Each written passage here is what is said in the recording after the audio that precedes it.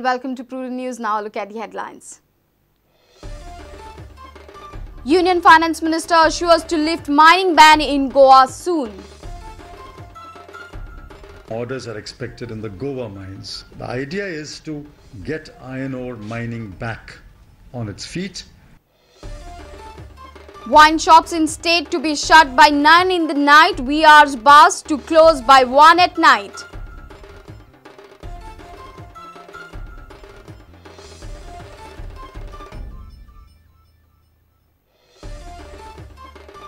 Forced to relaunch its agitation if government doesn't give grants to pre-primary English schools, convener of Force says let government finalize its circular.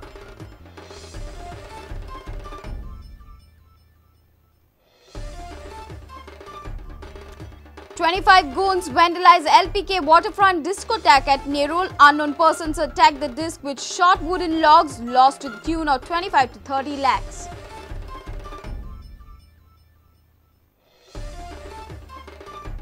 Admissions to NEET pass-out candidates safe. State tells Supreme Court internal MBBS pass-outs to be accommodated in seats from All India quota.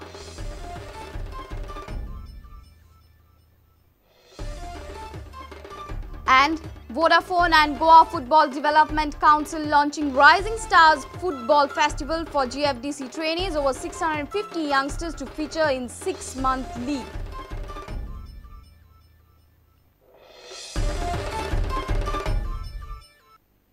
And now the news in detail. Union Finance Minister P. Chidambaram has advocated resumption of stalled iron ore mining to bring economy and growth back on track. P. Chidambaram says there is no point in keeping iron ore deposits lying unextracted. In case of Goa Mining, Union Mines Ministry is trying to get relaxation in the earlier orders from the Supreme Court on the lines of Karnataka. Union Finance Minister was addressing the media in Delhi on the backdrop of rupee crisis. Nation is facing a severe economic crisis as rupee is recording a new lows of plunging against US dollar day by day. Now Union government has decided to be in the driver's seat to shift economy in a comfortable zone by promoting domestic industrialization, especially iron ore mining and steel production. Union Finance Minister P. Chidambaram says iron and ore mining is one of the options to bring development back on track. What steps are being taken, I think the Ministry of Mines will be better placed to say, but I understand that they have moved or will move the Supreme Court to relax some of the orders passed earlier. I think orders have already been relaxed in the case of the Karnataka mines. I think some orders are expected in the Goa mines. P. Chidambaram has clearly said that domestic industries like iron ore industry and steel production can raise the bar of nation's economy. Chidambaram has agreed that stalling iron ore and steel production in such crisis is pointless. And we are unnecessarily stalling power projects and leaving them stranded. Another example is iron ore. Huge iron ore deposits are lying on pit heads. And we have to find a way to export that iron ore. At least the fines have to be exported. And we have to restart iron ore mining.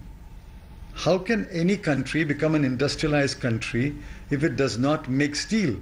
And the iron ore that has been mined already, that which can be used in domestic steel mills must be sent to the steel mills, and that which has to be exported has to be exported. Hike in export duty on iron ore is a debatable issue. There are groups with two views. The matter is under consideration of Central Customs and Excise Board. There are two views, and we have got representations from both groups. One pleading that export duty should be cut. The other pleading that export duty should not be cut. The matter is being examined in the Central Board of Excise and Customs. Union government policy in such circumstances is very clear. Cut down on imports and raise exports. Halt in mining operations in Goa and other states has affected foreign currency to sizable extent. But this industry is now being looked as one of the options for revival of economy. Scenario which may help in resumption of legal mining in Goa. Bureau Report, Prudent. Wine shops in the state have to be shut down by 9 in the night. Earlier, these shops were allowed to be open till 11 at night. However, bars which were staying open till wee hours of the day have to be shut down by 1 at midnight. Bar license fee has also been hiked. Government has issued this notification recently. It would be hard to find a pub open till dawn in state. The wine shops can be open only till 9 in the night, unlike in earlier days when it was allowed to be open till 11 at night. Similarly, some bars were allowed to open till 5 in the morning with special excise license. With new notification published by the government, the pubs have to shut down by 1 at midnight. However, license fees have been increased almost by 100%. But the C category hotels and 5-star hotels can keep their bar section open till 5 in the morning. The bar operators who have paid their license fees in advance can be open till 5 in the morning, but only till March 2014. However, rest will have to follow new rules.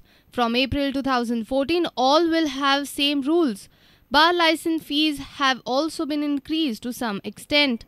Senior reporter Laukik Shilkar for Prudent. If government doesn't give grants to pre-primary English schools, force will relaunch its agitation. This is on the backdrop on the statement made by CM about granting aid to Marathi and Konkani pre-primary schools. The convener of FORCE, Savio Lopez, says FORCE has always been for incorporation of English in pre-primary as well as primary schools. Lopez says once circular is finalized, FORCE will decide further course of action. Savio, the CM has made a passing statement that the pre-primary schools which will run in Konkani and Marathi languages will get grants in the future, and the other schools will not get grants. How do you react to this? For us, actually, I think the government is really mixing up issues and creating unnecessary misunderstanding with the parents. For us, for FORCE and the parents, it very clearly remains that English should be as a choice right from pre-primary right up to the entire schooling. So besides Konkani, Marathi, English should be incorporated as a medium of instruction with government grants. If the government stays stiff on its decision, how do you plan to counter it? We will call for a general body meeting. We'll work out a course of action, but we will definitely see that we force the government to honor the demands which the parents are asking for. All this while, pre-primary was not a formal education. Now they're trying to get it into a formal education with government grants, because of all this year there were never grants given to pre-primary. So now since they're getting it into formal, it is a form of education for us. It should start right from day one. In case of denial of grants to schools pre-primary in English, what will be your stand? We will definitely force the government. We will call for a meeting. Usually in our entire struggle for the last 2 years, we have never given a plan of action in advance.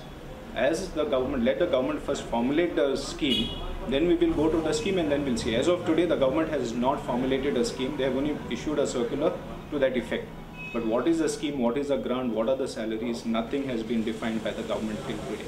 So we are waiting for the government to come out with a scheme.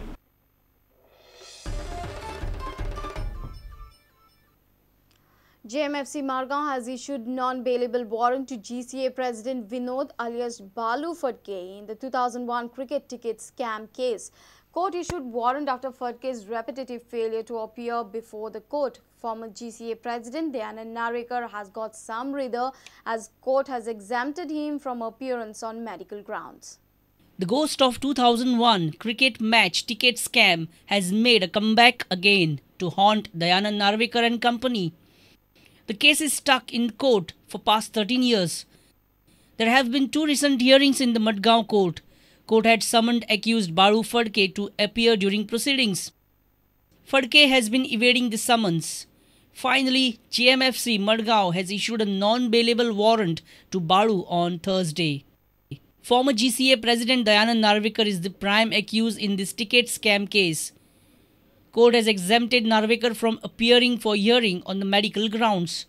Narvekar had pleaded the court earlier for this relief.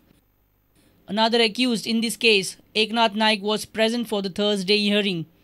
Court withdrew non-bailable warrant against him. Accused Joachim Paris has been exempted permanently.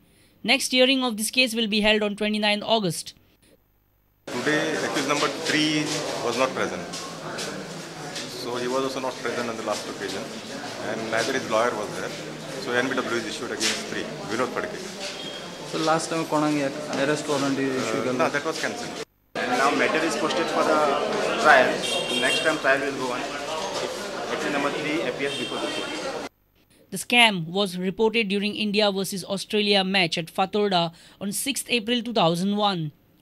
GCA had allegedly printed 2,410 tickets extra and were sold at higher price for black.